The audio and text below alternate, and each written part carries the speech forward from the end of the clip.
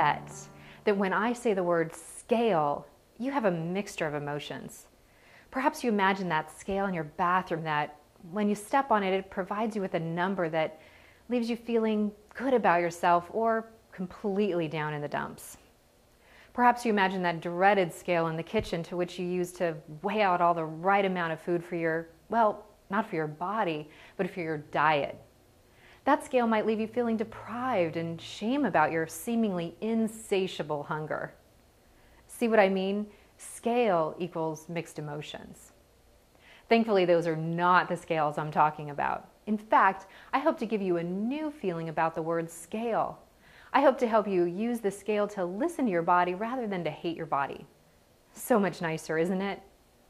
But what kind of scale does that? I'm talking about a neutral kind of scale, a scale that doesn't scare you but helps you.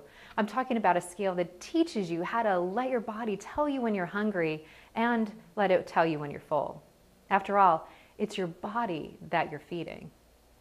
So instead of putting your body on the scale or your food on the scale, put your hunger on the scale.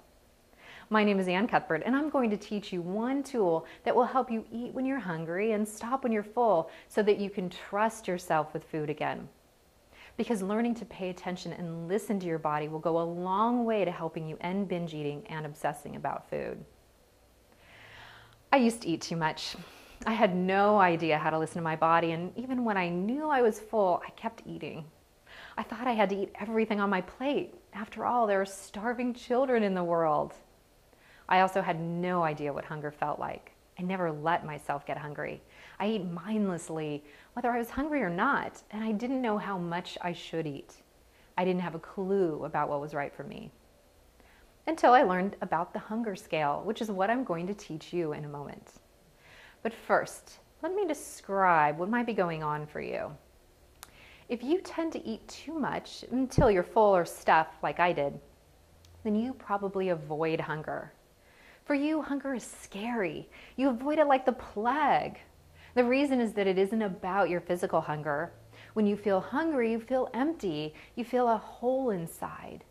And this sensation is similar to a feeling of emptiness or hole that you feel emotionally. So you try to eat to fill that void so you never have to feel it. Being full is safer. It's more comfortable, emotionally anyway, even though it might not be comfortable physically. However, avoiding your emotions wins out. Now, if you tend to let yourself get too hungry before you eat, then you feel safer emotionally when you're hungry. You probably have the feeling that you're good or even better than other people because you can tolerate hunger. In this culture, there's a sense of gratification and even superiority if you can control your hunger. So you feel better about yourself because you can. Now, neither way helps you feel better in the long run. You're ignoring your body, and this takes a physical toll on you.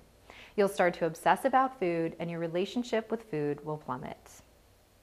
So learn to listen to your body and to treat your body well. So instead of putting your body on the scale or your food on the scale, put your hunger on the scale. And that's the hunger scale. So imagine a scale from 1 to 10. If you're at a 1 on the scale, then you're so hungry you feel that you're starving. And if you're at a 10, you're so full that you can barely move. Now rate your hunger right now on this 1 to 10 scale. Where do you fall? And what physical sensations are you aware of that tell you this? Now the goal is to eat when you're at about a 3 or 4 on the scale, and then to stop at a 6 or 7. Now you don't want to get too hungry before you eat, or you're likely to eat too much and too fast and not even taste it. Now as you eat, notice your body's sensations. Perhaps the moment that you start to feel just a pang of fullness, stop eating. You're now at about a 7 on the scale and have eaten what your body needs. Now after some practice, you'll learn how much food your body needs, and you can respond to your body's signals rather than the emotional signals. Now it may take several days or weeks of paying attention to this to learn to listen to your body and to learn what the right amount is for you. So this week, and for the rest of your life if you choose, use this scale to rate your hunger. Try to eat when you're hungry and stop before you're full, and notice what feelings you have because you'll likely have them. And addressing these emotions will help you.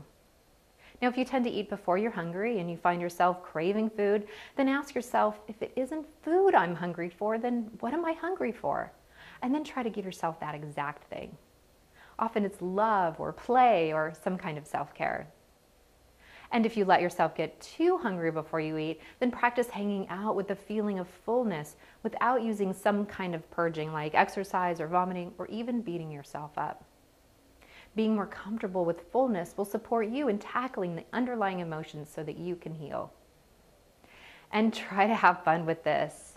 Learning to listen to your body is a key element to having a healthy relationship with food. So for more tips like this one, visit my website at www.foodisnotttheenemy.com or simply click on the link below and sign up for my newsletter and receive my free gift. And tell me how you feel about this topic right below in the comments section. I'd love to hear from you. Until next time, and the next tip for healing your relationship with food.